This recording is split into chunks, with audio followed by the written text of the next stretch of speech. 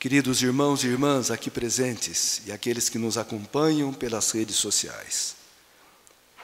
Hoje, a primeira leitura e o Evangelho falam de um tema muito importante e atual.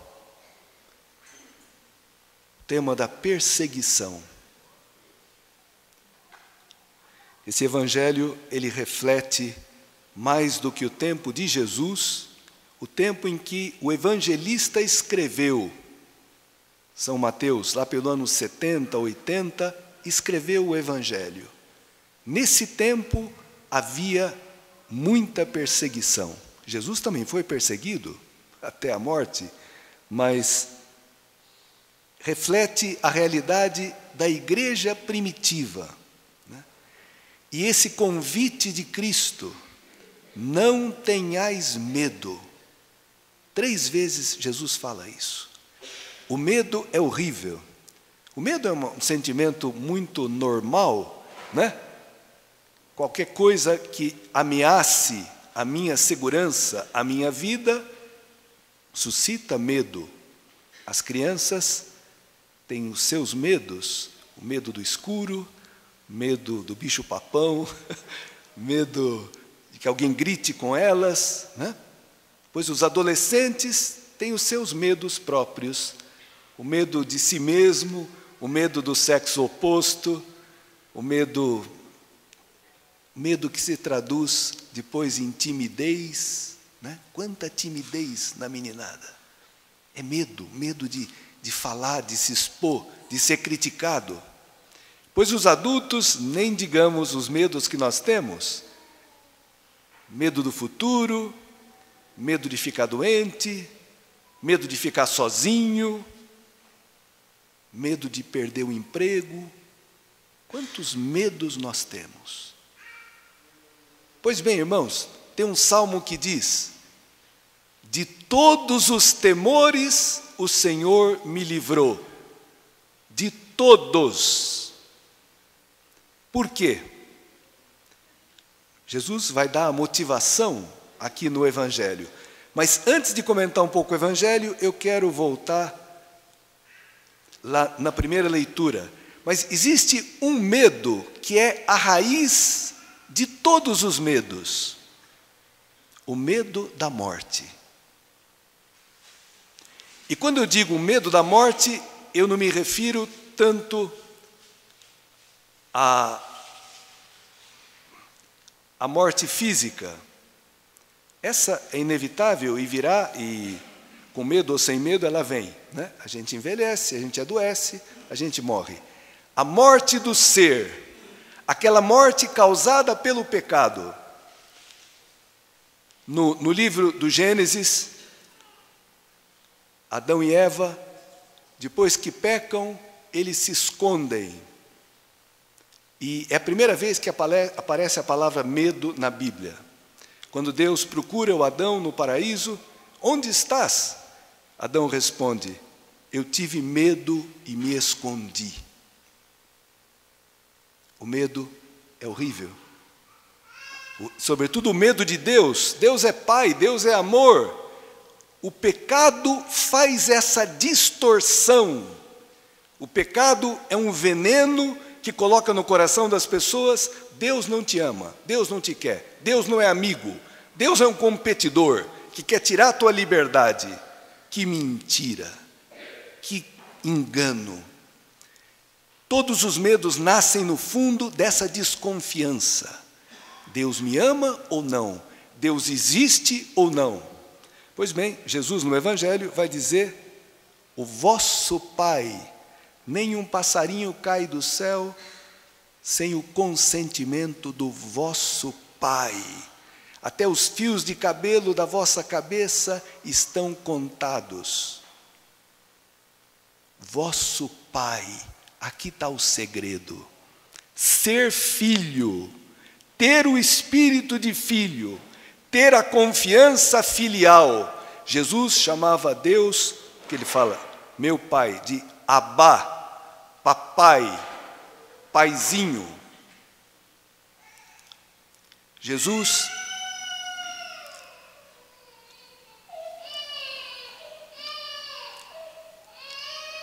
Jesus tinha essa confiança porque era o Filho, mas não era um filho único, ciumento.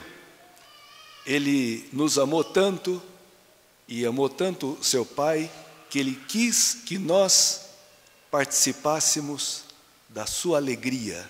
Sabe qual é a alegria de Cristo? A felicidade de Cristo? Ter Deus como Pai. Tá bom, irmãos, vamos dar uma olhadinha na... E para a gente receber esse espírito de filhos, podemos chamar Deus de Abá, de papai, tinha que ser vencido o pecado. A segunda leitura diz que o pecado entrou no mundo por um homem, por Adão. A desobediência de Adão, a transgressão, né? E pelo pecado entrou a morte, e daí o medo. Mas por um outro homem, o novo Adão, Jesus Cristo, entrou a graça de Deus, o dom de Deus, que é muito maior do que a força do pecado e da morte. Sabem qual é o dom de Deus? Sabem qual é a graça de Deus? O Espírito Santo, o amor de Deus derramado nos nossos corações. Essa é a nossa força, essa é a nossa riqueza, essa é a nossa identidade. Somos filhos. O batismo nos fez filhos de Deus, herdeiros do céu. E o batismo nos deu a natureza divina, a capacidade de amar.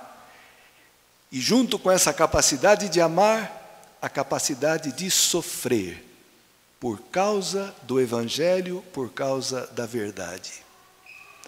Na igreja primitiva, quando uma pessoa se preparava para o batismo, ela tinha certeza que ela estava se candidatando ao martírio. Porque ser cristão num mundo que adorava um monte de deuses e que acusava os cristãos de ateus, os cristãos eram caluniados como se fossem ateus. Sabe por quê? Porque não acreditavam nos deuses do Olimpo romano, nem grego, né?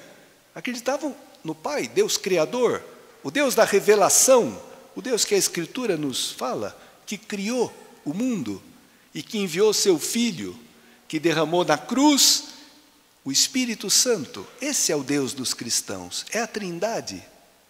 Pois bem, era proibido, era uma ofensa ao Estado, à fé dos cristãos. Por isso eram perseguidos.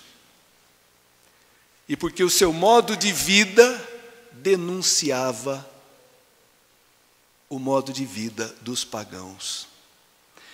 Tá bom, mas eu quero comentar um pouquinho a primeira leitura, que é lindíssima.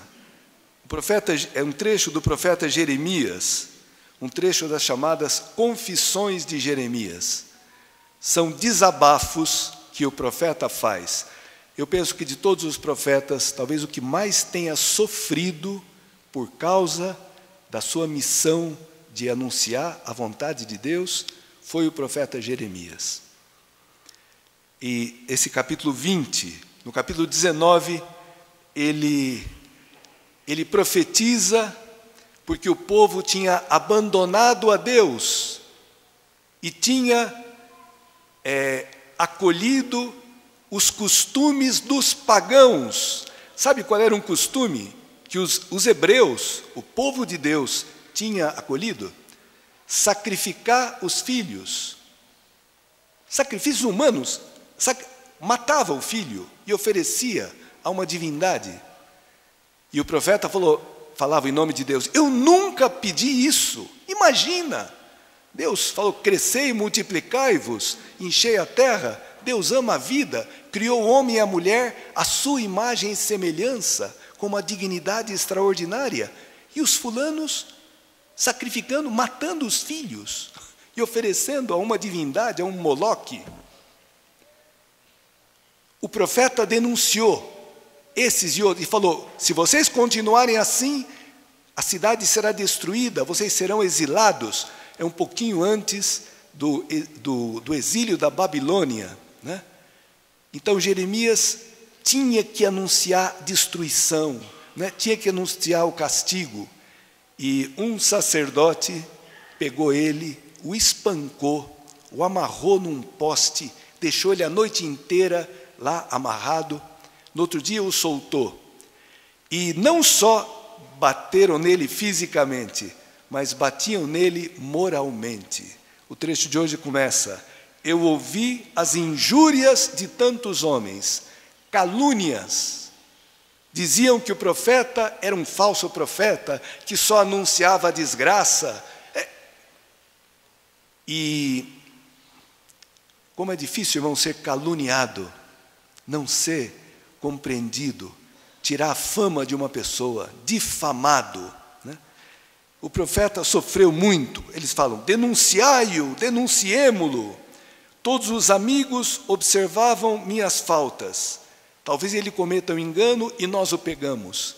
Sabe quando todo mundo está ali de butuca para que você faça alguma coisa e eles te prendam ou te eliminem? O profeta sofreu muito. É o profeta que mais se assemelha a Jesus Cristo. Mas olha o que ele diz. Onde que ele encontrava força para poder ficar de pé e não desanimar? Mas o Senhor está ao meu lado como forte guerreiro. Por isso, os que me perseguem cairão vencidos. O Senhor está ao meu lado como forte guerreiro. Irmãos, nós podemos dizer o mesmo se formos cristãos. Cristo disse: no mundo tereis aflições. Coragem, eu venci o mundo. E depois de ressuscitado, ele disse: eu estou convosco todos os dias, até o fim do mundo.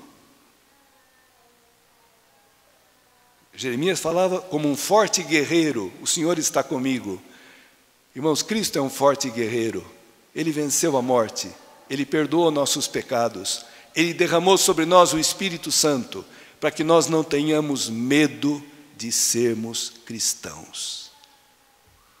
E quem quiser hoje viver na vontade de Deus, segundo o Evangelho, prepare-se para ser perseguido e criticado. Eu pensava e vejo com alegria famílias numerosas, mas hoje, quantas vezes os primeiros a criticarem, às vezes são os próprios familiares. E às vezes no trabalho, bullying, gozação, quando é uma coisa linda e estão só obedecendo a Deus, aquilo que prometeram no dia do casamento, né? O padre pergunta: prometes acolher com amor os filhos que Deus vos confiar, educando-os na lei do Cristo e da igreja? Falam sim, sim. E depois, na vida prática, não, não. Não queremos filhos. E aqueles que dizem sim e vivem o sim, são criticados por todo mundo. Me lembro quando eu estava na Itália, eu passei umas férias em Veneza, e um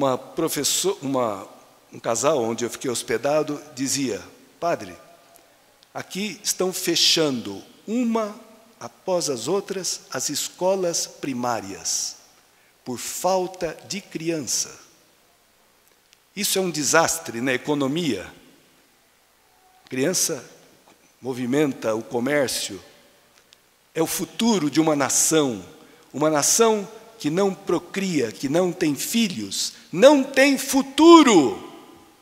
Agora, na Itália, se dá um subsídio, o governo dá um subsídio para quem tiver mais de 3 filhos, porque estão vendo que o futuro é obscuro. Não vai ter gente para trabalhar, para poder pagar as pensões, as aposentadorias. Irmãos, obedecer a Deus é o melhor em tudo. do ponto de vista econômico, do ponto de vista moral, de tudo. O egoísmo, viver no pecado, viver para si, né? É um desastre em todo sentido. Por isso, coragem, casais, coragem, jovens. Quantos jovens hoje também sofrem bullying na escola por terem uma atitude cristã, por saberem que são da igreja? Quantos só? Por isso, vocês pais têm um papel muito importante de ajudarem os filhos a não terem medo de sofrer um pouquinho. Porque Jesus disse, é uma honra sofrer por causa do Evangelho.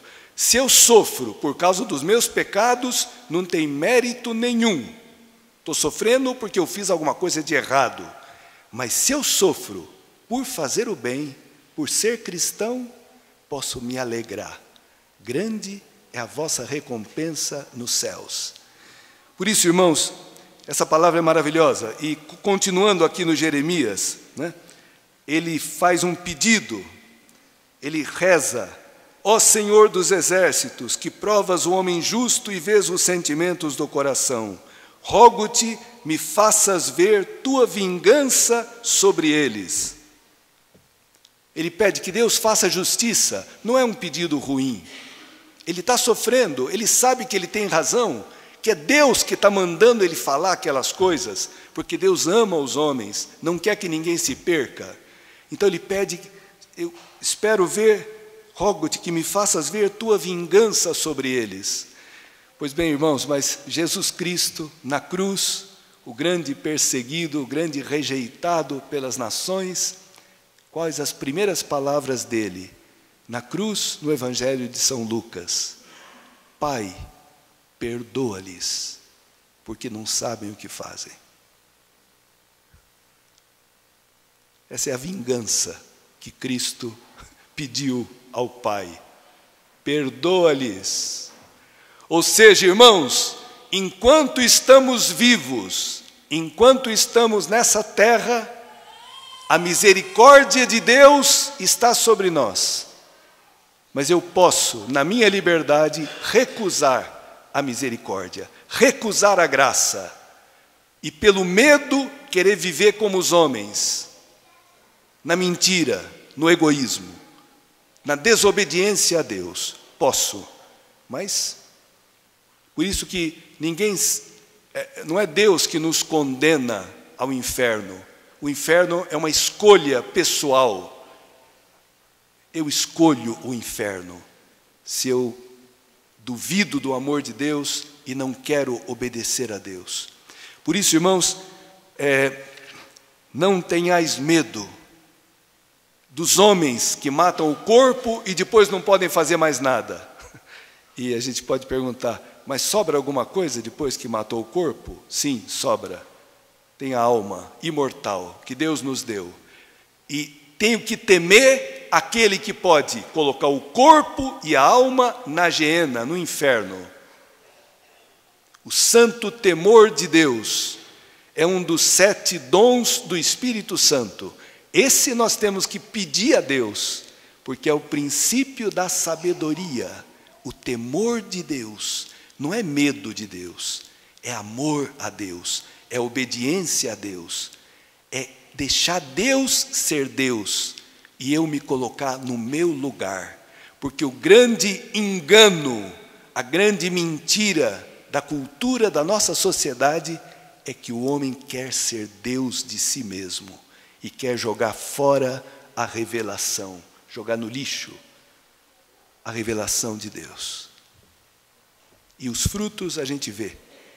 O desequilíbrio, a violência, a corrupção, a mentira, as ideologias. A gente vê o fruto dessa mentira, do homem tirar Deus do centro e querer ele, com a sua loucura, colocar-se no lugar de Deus.